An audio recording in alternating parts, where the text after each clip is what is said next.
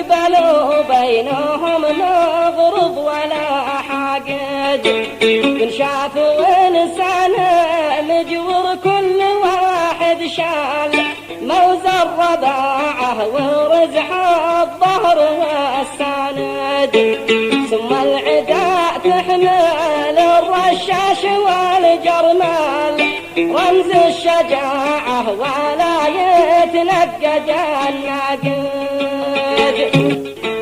وابو سند بضراحه في العين وتأمل ما نغمض العين وانا فيه متزهد، وابو سند بضراحه في العين وتأمل ما بغمض العين وانا فيه متزهد.